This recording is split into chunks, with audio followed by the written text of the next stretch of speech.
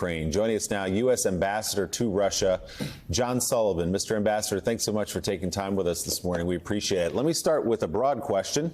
You are a diplomat. Are there any diplomatic conversations, high level, going on right now between the United States and Russia? Admiral John Kirby, the Pentagon spokesman, was here yesterday and suggested that you all have made the calls, but no one's picking up on the other end. Well, good morning. Thank you. It's great to be with you. Yes, we've tried for some time. The Secretary of Defense, our chairman of the Joint Chiefs, have reached out over the last many months to try to have communications with their counterparts at the Russian Ministry of Defense, but we've been able to do so. We think it's important that for two nuclear superpowers that senior leaders, particularly in national security roles, be able to communicate with their counterparts here. But to your broader question, very limited discussions between the United States and Russia. I'm really involved in almost most of what the discussions we have, and they're very limited. They're about essentially two things. First, the operations of our embassy here in Moscow and the Russian mission to the United States, so diplomatic issues involving our two countries, and then my advocacy for American citizens who are detained here. That's been a big focus of my my discussions with the Russian government. Yeah, and we appreciate that for security reasons, we won't get into some of the details of those conversations, but we do know you're actively working on that. What is your response to what we heard from the Foreign Ministry of Russia just yesterday about Finland applying for membership, likely to join NATO very shortly here, saying, if you join NATO, Finland, we will retaliate. You are on our border, and we will take that as an act of aggression. What's your response to that? Well, this is a reprise of what we've heard for months and years from the Russian government about Ukraine. Russia presumes to tell other countries around the world, and particularly in Europe, what's right for their security, those other countries' security. They have this notion of, you've heard them use this phrase, indivisible security. And what that as a practical matter means, Russia seeks to have a veto power over whether European countries decide independently, as is their sovereign right, what's right for their national defense. Finland, Sweden, Ukraine, for that matter. Finns, Swedes, and Ukrainians should make those decisions, not Russians. And the fact that Russia then threatens another country like Finland, should they dare to exercise their sovereign rights, is shocking, frankly.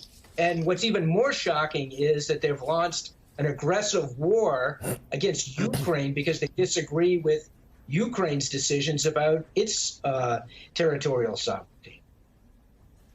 Mr. Ambassador, good morning. Jonathan Lemire here. President Biden has made clear that any sort of diplomatic solution will come from the Ukrainians. The United States is not going to dictate what should be done there. But I know, obviously, there are discussions back and forth with Kyiv, with the State Department. Can you give us just a sense as to where things stand? There had been some halting peace talks in the early days of the war, not much since. From what you're hearing from the Ukrainians, is there any sort of diplomatic solution here in the offing? Well, I think the Ukrainians would be interested in a diplomatic solution that protects their sovereignty and territorial integrity. But there needs to be an interlocutor on the other side. And the Russian government, President Putin, in my opinion, isn't interested in diplomacy at this point. The Russian government's rhetoric, its actions, committing atrocities across Ukraine are not consistent with a country that's interested in a diplomatic solution at this point, which is why we've said that one person, one government started this war, Russia, President Putin, and it's up to them to stop it. And President Biden, our administration, has been working hard in a variety of ways, both to impose sanctions, export controls, pressure on Russia, supporting Ukraine, and also bolstering our NATO allies to make sure that they know that the United States is committed to their defense, our NATO allies, under Article 5 of our treaty. Mr. Ambassador, you are a career diplomat, and now you are posted in basically what is a wartime post. I'm wondering, from your position and your standing in Moscow, What's the sense that you get from the information about the information that the average Russian is getting about Ukraine, the war, casualties, and what's going on? Well, terrific question. And what the average Russian hears and sees on Russian television is an alternate universe. It's a function of the Russian government effectively crushing independent journalism and civil society here. So what the average Russian hears is that President Zelensky, the democratically elected president of Ukraine, who is Jewish, what the average Russian hears, and that's all he or she hears, is that President Zelensky is a Nazi who's engaged in genocide in Ukraine against Russians and Russian speakers. Everyone else in the world recognizes that that's preposterous. When the foreign minister of Russia seeks to defend that position, he creates further problems from Russia, as you well know, when he suggested that Adolf Hitler was himself a Jew, had Jewish blood, to quote the foreign minister, created enormous problems for Russia with their relations with Israel. But that's all that Russians hear here, and it's a huge concern.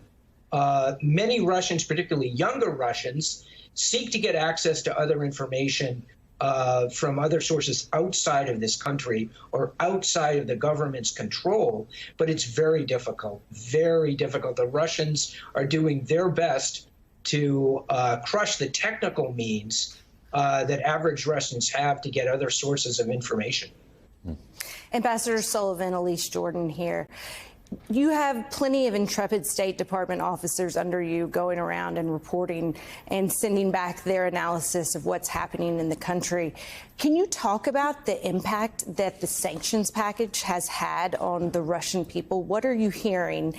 And has there been a trickle-down effect, or has the administration managed to craft a package that does hit mostly the top echelon of Russian power brokers? Well, certainly the sanctions have been targeted at those, as you say, power brokers, oligarchs, et cetera, those that are affiliated with the Russian government and support the Russian government's policies. The sanctions and export controls that the United States and our allies and partners are not directed at the Russian people. Our beef is not with the people of the Russian Federation, but with their government that's launched this aggressive and barbaric war in Ukraine. The unfortunate consequence, however, of the decision that President Putin made to launch this aggressive war is that the Russian people are going to pay the price economically. And we've already seen that in the performance of the Russian economy just over the last few months. Now, and two caveats. First, the Russian people are not suffering the way the people of Ukraine are, obviously. We see that every day, hourly, with graphic, horrific pictures of atrocities in Ukraine committed by Russia. But second, the Russian government, which has some very talented technocrats and economists who work for them, including their central banker, who have worked very, very hard to try to prop up the Russian economy, the value of the ruble, for example, over the last couple of weeks and months. That's a Band-Aid. I've said to others here, it's actually a beautiful day today here in mid-May in Moscow. But for the Russian economy, winter's coming.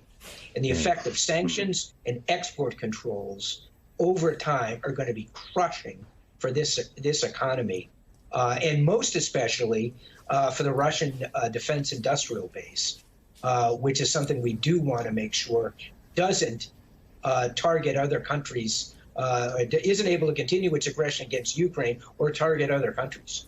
And that seems to me, Ambassador, one of the many miscalculations Vladimir Putin made. The impact on his own economy. Now we've seen NATO expansion because of this, Germany increasing its defense budget, the world rallying behind Ukraine, Putin's own military being turned away from the prize of Kyiv that he thought he was going to roll tanks into and have a military parade and install a puppet government. So as someone who understands Russia and Putin better than most, what is your sense of his new end game, if you want to put it that way, or his new aims? In other words, when will Vladimir Putin be finished with his war in his mind? Well, my assessment is that this is his objectives in Ukraine he's had for a very long time. His historical view of Ukraine and its relationship with Russia, or with the Russian people, those are long-held, deeply held views and convictions. But to your question, the very things that are happening to Russia now, all of the economic and strategic consequences, Secretary Blinken, we've been saying this for months before the invasion started on February 24th. Don't do this. This will result in catastrophic economic consequences for Russia and will only strengthen those around the world who are opposed to Russia's aggression against you. And that's exactly what's happened.